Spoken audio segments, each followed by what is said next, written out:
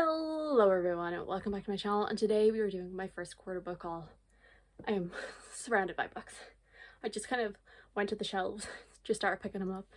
They're all over the floor. So these are all of the books that I bought January, February, March, and let me just tell you, I'm doing really good with my book hauling because, see, I can't really remember whether or not I mentioned it in my 2024 goal. If I did, I kind of like just mentioned it, but I didn't like write it down as like an official goal because it's very hard to like, I guess, put a number or anything like on it. Like, it's very hard to measure. But a goal that I kind of set for myself was to stop buying books that like I've never read or, you know, don't know the author or whatever. The dream scenario is basically that I read like all of the like first books, like new to me authors, debut authors, all of that, like on audiobook, either like on audiobook or ebook through SCRIBD or my library or Kindle or Audible or whatever. Like, that is like kind of the goal for me, as I would like to do that, and then to only buy, as you can see, I'm a paperback girly, and then buy the paperbacks of the books that are like really high 4 stars or 5 stars. That way I'm only like buying books that I really love, that really represent my tastes. And so that's like what I want like my paperback buying to be. And then obviously with the exceptions of, so then like hardbacks, I get a Limerick monthly, obviously also like the exception of like buying special editions of my favorite books. So yes, so that's like what I want my shelves to be, is paperbacks that are like high 4 stars and 5 stars, really show my tastes, special editions of my favorite books, and then my monthly Limerick. That's the goal. As I said, I'm doing pretty well with it so far. I haven't bought that many books to go on my TBR. Let's just actually get into the hauling of books, because that's what you're here for, let's be honest. And we'll start in January, of course. And I actually only hauled 2 books, and they're 2 books of the same, they're 2 copies of the same book. So that is Small Miracles by Olivia Atwater. So I backed the Kickstarter for the special edition, and there was one option where you could get the ebook, the audiobook, the paperback, and the hardback, and that was like the best value for money. And see, my original intention was like, I get the ebook and audiobook because I like the audiobook. Like, the little sound effects are a little annoying, but like overall I like the narrator, so I was like, at least I'll have the audiobook. Ebook I don't really care about either way. And I was like, oh, and I can like give the paperback away to like my cousin or something. But then I decided, no, I want the paperback as well. Actually, I want to own both of them. So yeah, so whoops, so now I own both of them, and I'm not giving it away either. This is obviously the special edition. I've also backed the special edition for The Witch Would Not. It has lovely red sprayed edges, a little ribbon bookmark. I don't really care about ribbon bookmarks because I feel like they just always unravel. Then we have end papers, and the underneath, it's so lovely. It is also signed, and I think there is 2 pieces of art in the book. I found one of them, but I don't know where the other one is. So yeah, this is a book that I read the start of 2023. I think it was in either like January or February or something. It follows Gadriel, and Gadriel is a fallen angel. They have a bit of a gambling debt, and basically this angel who holds this debt is happy to pay it off if Gadriel goes and tempt a mortal called Holly Harker into doing a bit of sinning. And it's just like a story that follows like grief and yeah, and like it's very sweet and funny and heartwarming, and it follows grief and just like them, you know, getting to know each other and forming this bond and all of that. And I really love this. It was a 5 star, and I'm happy to be starting an Olivia Atwater collection. So now we are moving on into February, and the first 2 books are kind of weird. I'll talk about them together because they're the same author, but they are 2 separate books. They're not in the same series or anything. And that is The Dead Romantics and The 7 Year Slip by Ashley Poston. I don't own romance books. I've been trying for the past like 3 years to get into romance, and I have had extremely mixed results. Mostly negative, probably, let's be honest. Negative or neutral. I've had very few like solid wins. These are 2 of the wins, and I have already read these, otherwise I would not have bought them. And I don't know, I guess these are like really high 4 stars for me. I really enjoyed them both when I read them. I have issues with both of them, but overall I really enjoy them, and I was like, I want them on my shelves. I also need to buy The Kiss Quotient by Helen Huang because that's like the only 5-star romance I have. So like I feel like those 3, so like Kiss Quotient and these 2, are like, you know, I love these. these like show my taste, and so I want to own them.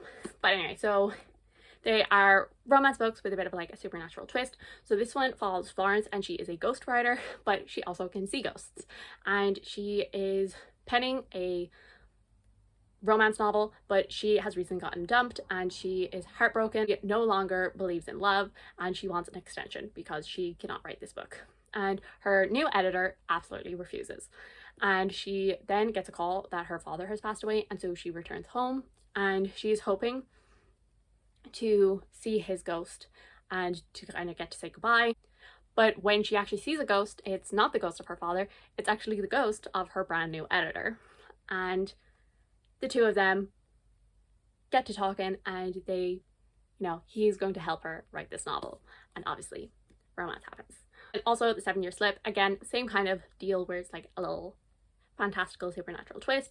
So in this one, we follow Clementine, and she is, after moving into her aunt's, I think it's her aunt's apartment. Her aunt has also passed away. Her aunt used to always tell her these stories about how this apartment was magical, and obviously as a kid she believed them, but as she got older she knew her aunt was just making it up. But then one day she walks into the apartment and there is a strange man there, and she realizes that her aunt was not lying and she is actually 7 years in the past. And again, obviously it is a romance between the two of them. I think I preferred this. I like the premise of Dead Romantics more, but I think the execution of this one was like better. And so I'm really excited for her next book, because I think she's getting better with each one, and working out some of the little issues. So I'm hoping for even better things in the next ones. I think this is actually the January Illumicrate, but I didn't get it until February, and that is Voyage of the Damned by Frances White. So this is lovely holographic. So, and then on the back it says, "We can get murdered tomorrow, tonight we party." And then these are the edges, not the most, interesting, but like they're pretty enough. And then on the inside, the end papers are like a map of the ship, and then we have a holographic little fish skeleton thing, and it is signed. And so I don't actually really know this. I think, so 12 magical blessings, 12 days of sea, one chance to stop a killer and save the world. That's like all I know about it, is that like it's like a fantasy murder mystery on a boat. I'm like, okay, sounds interesting. Like, it's probably not a book that I would have picked up otherwise, but like I will read it eventually. And so then up next is another special edition that I bought, and that is the Alcred edition of Extraordinary. I already owned the Illumicrate one, and I don't know, I just really like this cover, and it is signed. So yeah, as I said, I already own this. I have a bit of I have a whole Schwab collection going. You can see a tiny bit of it. There's a whole other second shelf that is also filled with Schwab books. And yeah, so I was like, it's been a while since I've bought a Schwab. Getting jittery. I need a new Schwab book. So I went and I bought this. Oh, it's a comic that is like a companion to the Villains duology, which is vicious and vengeful. And so this follows Charlotte. Yes, Charlotte, and she almost dies in a bus crash. And as we know from the EO world, basically you can become an extraordinary when you have a near-death experience.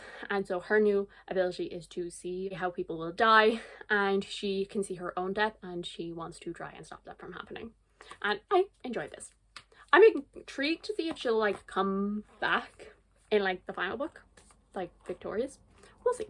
The next three are also special editions, and so these ones I actually bought off eBay. So these are the Fairy Loot editions of the Regency fairy tales.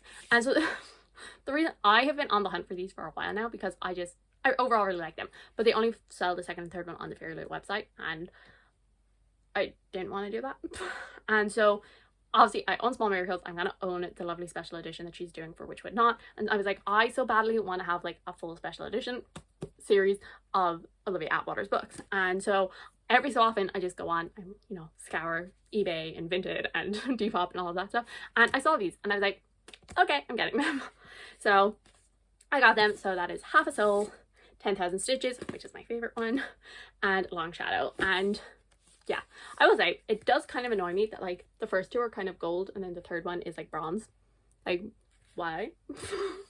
Like, I know that it's a different kind of gold because it's like more of a matte gold, whereas this is a shiny gold, but I don't understand why you do that. And then obviously, so they're all beautiful blue sprayed edges, top and bottom. They're all also signed, and they all have like their kind of symbol on the naked hardcover. I'm not going to show you every single one of them just because time. So this is the Regency Fairy Tale series by Olivia Atwater. So it was originally self-published and then got picked up by Orbit, and it follows 3 different characters. They're all kind of romances, fairy tales obviously.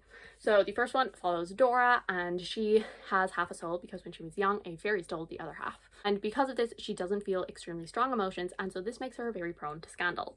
And her cousin is a well-off lady with a lot of prospects, and so they head to London for the season. But Dora's cousin is actually going to London because she wants to meet the Lord Sorcier, and this hope that he can somehow break this curse on Dora. And Dora begins to get closer to Elias Wilder, the Lord Sorcier, and obviously romance may happen between them. And obviously they all follow different characters. So this one is Sapphic, this is the 3rd and final one. And then this one, it follows, it's like a Cinderella kind of retelling, kind of, except instead of being all perfect and kind and lovely and wonderful and, you know, actually noble lady, she is a maid and she is mad about it. And just all 3 of them have such wonderful charm and humor, and Olivia Atwater's humor, it matches with mine. And like, I don't really think I have the best sense of humor, but like, she gets it. So and so I always appreciate her books. And so while all of these are 4 stars, they're like, overall my feelings on Olivia Atwater are really positive, and so I want to own them all. The February Illumicrate was To Cage a God by Elizabeth May, and this is so beautiful. Okay, this is so beautiful, I love it. And so on the back it says, to cage a god is divine, to be divine is to rule is to destroy. Again, just like beautiful art. It's like slightly different colors than the original. And then it is a stained glass window, edge purple on the top and bottom, and the way the purple like contrasts with the white, lovely. And then so then underneath it is, as I said, it is white, and we have like this castle and just like fire, and oh, it is so beautiful. And then the end papers are also beautiful, different on 2 sides. So this is a Daphne Press one, so like obviously they have like a lot of control over like the customization and everything in it because it's theirs, and obviously also signed. And I don't really know what this book is about. I think it might be 2 sisters, and they have like have the bones of gods in them, and so this gives them powers, and they're going to like, I don't know, overthrow the empire or something like that. Either way, it is a beautiful book, and I'm like I really want to read it, but also I'm afraid to read it because like, what if I hate it? Like I'm not gonna be able to keep a book that I hate, but it's so pretty. I think that's the reason why I haven't read most of the Illumicrate books I've read. Like the only one I've read is Starling House since I started. I've read 1 out of the 6. Because I'm too afraid that I won't like them and then I'll have to get rid of the pretty. So yeah, March is actually the first time that I went to a bookshop all year so far. And so I bought 2 books. So the first one was A Tempest of Tea by Hafsa Faisal. And as I said, this actually doesn't, because I read from this author. I gave her previous books 3 and 4 stars. I probably wouldn't have bought this physically, but like it was only €10, which is good for a paperback these days. So I got excited. And I had a voucher, so I didn't even spend money on it, so it doesn't count. It's some sort of vampire novel. I think she has a tea room, Tempest of Tea, and I think she kind of like trades secrets, and then in the night it transforms into like a den that is used by vampires. And I think they somehow get involved in some sort of conspiracy. And yeah, I'm excited to read it. I will be reading it in April. And then up next, as I said, also did not break the rules because number 1, I read it straight away after I bought it. Number 2, it was actually a sequel, and so that is The Hawking by Rebecca Zahabi, and this I gave a 4 stars. So this series, it follows Tashers, who is a collar bound, so he wears this collar and it means that he is a slave, and he goes to the bar and he basically competes in these mind brawls with all of these students and helps them out. And then a new student arrives, and she is kind of different from the rest, and the two of them start, and he kind of starts to mentor her a little closer than everyone else, and this is a continuation. So here's the thing, is there's still not much plot in this, but I love the writing, I love the characters, I love the world, and so I don't really care that there's not much plot, because I have such a good time and I just fly through these. They're so much fun. Up next, another book that I haven't read yet but will be reading soon, and that is The Warm Hands of Goats by Catherine Arden. This is the Waterstones edition. It has blue sprayed edge and beautiful end papers and some foiling on the naked cover. This is set in the First World War, and I think it follows a brother and a sister, and they have been separated, obviously, by the war. He disappears and she goes and volunteers to be a nurse to try and find him. Then I think there's some sort of like musician who is weird, maybe has powers, who offers to help find him. And I'm excited about it because it's been so long since I read a Catherine Arden book, so I'm hopeful, but also like World War One, I'm not sure. The next 5 books, and the one after that, are some of the most beautiful books I own. So the next 5 is a series. I think these are the most beautiful books I own, and I'm so happy that I have them. And that is, of course, the Illumicrate editions of the Percy Jackson series. These are so pretty. So obviously, I mean, they're already pretty enough like that, like the edges, like these, gorgeous. And then you turn them around and the edges make a Camp Half-Blood. Oh my god, so beautiful. Blue edges on the top and bottom. Oh, this is The Lightning Thief, and then The Sea of Monsters, The Titan's Curse, The Battle of the Labyrinth, The Last Olympian. Are they stamp signed or digitally signed or whatever? The inside, there are different end papers on both sides. So we have M's Garden Gnome Emporium, we have Olympus. These are the underneath. Oh, the yellow, just all of the detail, the foiling, beautiful. Again, just some beautiful foiling. Then so we have The Titan's Curse,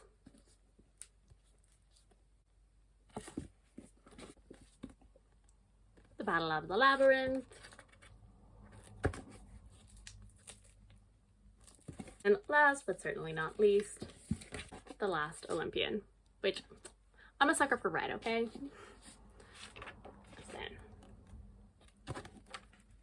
And I'll be intrigued to see if they ever do, I'll be intrigued to see if they ever do more of Rick Riordan's books. On the one hand, that's gonna be so much money. A little more intrigued to see whether or not they do like Chalice of the Gods, The Wrath of the Triple Goddess is the one coming out this year, I think. I'm intrigued to see if they do kind of matching-ish ones for those, or are they gonna just do the original 5? Up next, again, another Illumicrate book. So this is the March Illumicrate book. The book is Fathom Folk by Eliza Chan, which I'm not sure is this adult or YA, because like it is Orbit, which I think is adult, but I think it's just because like the cover reminds me a bit of like Elizabeth Lim, and so I automatically, when I saw the cover originally, I was like, oh, it's a YA, which I know Illumicrate kind of does a mix of like YA, adult, science fiction, fantasy. Like I'd say most of the time it's probably adult fantasy they do, but like they do some YA, they do some sci-fi, but I don't really know what age range this is. And also all of the comparisons on the inside of it, as Jade City, The Bone Shard Daughter, House of Earth and Blood, which are all adult fantasies. So I'm presuming it's actually adult, and I was just wrong when I originally saw the front cover. So yes, so Fathom Folk, just a beautiful cover. I think this is, I'm not 100% sure, I think it might just be color changes. A beautiful back, some lovely edges on the top and the bottom, completely different, great. And then we have some end papers. It is signed, and it is also there's also like a little letter on the inside of it. And other than, guys, brace yourself for the most beautiful naked hardcover of all time. Look at it.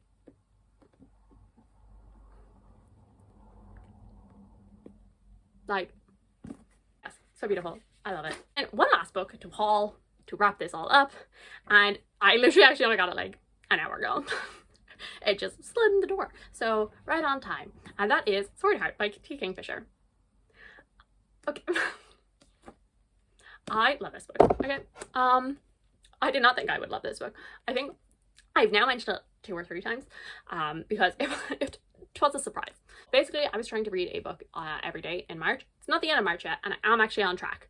There's like 3 days left, and I think I can do it. I think I can do it. And I wanted an audiobook to listen to while I was doing stuff because I couldn't physically read that day, and I was in SCRIBD jail, my library. I was on hold for all the books that I wanted, and I went on Audible Plus, and this was there, and I was like, okay, I know I've given up on T. Kingfisher, but I have heard really good things about this. I'm gonna give it a go.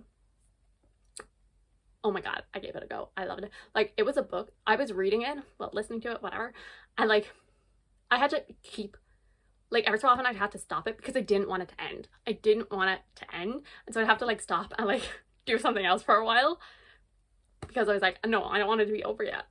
And I just had such a good time. And as I said, I'd given up on T. Kingfisher, but things have changed. These, as well as the Paladins series, have been picked up by Orbit, I believe. And I think the paperbacks, I'm not sure are they doing hardbacks, I think the paperbacks anyway, are like March in 2025. So like, this has left me in a bit of a pickle because I don't think the other series set in this world, the Clockwork Boys and the Wonder Engine series, I don't think that's been picked up. Which I also read those and I really like those too. And so like, I also want to buy those. And so I guess I will buy the indie, which it's hard to find the indie published versions. They are not on Amazon. And then on her website, it's American and like the shipping, insane. So I got this through Blackwell's, which it's still like a bit expensive, but it's not as bad. And so yeah, so I want this and I'm gonna get the other 2. And that leaves me with like kind of a bit of a conundrum, if we do say so, because it's fine for like this and the Clock Tower series because they're finished. Well, actually, this may potentially have more books coming. Like on her website, it says 1 right now.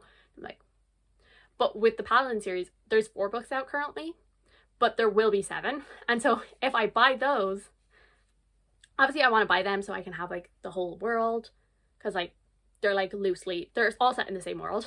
And so like I want to buy them so I have them all kind of matching, all of that. But they're going to be getting new covers, I'm pretty sure. And as also, like, just grabbing a book, UK paperbacks are much shorter than indie paperbacks are.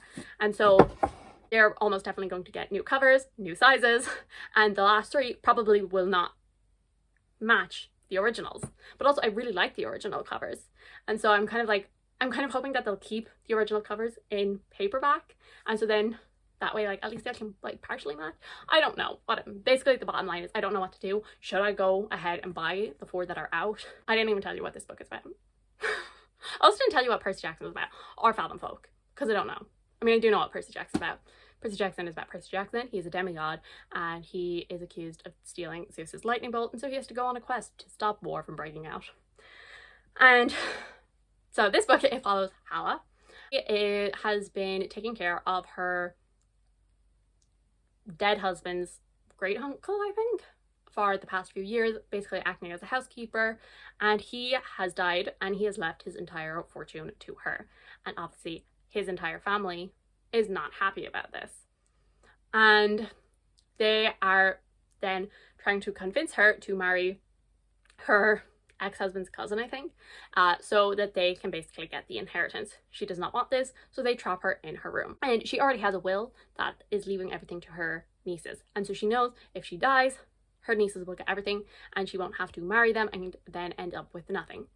And so she takes this sword off of the wall and draws it. And when she draws this sword, Sarkis, and I'm an immortal swordsman, leaves the sword and ends up vowing basically to protect her. And the 2 of them set off on a quest to ensure that this inheritance is hers and hers alone. And I was giggling, guys. I was giggling. So yes, I'm actually not going to try and hold up that stack because it is very unstable. Like, guys, what have I done? But yes, so those are all of the books that I've bought. I think that's a really good stack. It's a good stack of books. Although I don't know why I organized them that way, because like there's paperbacks on the bottom and then huge hardbacks on top of them.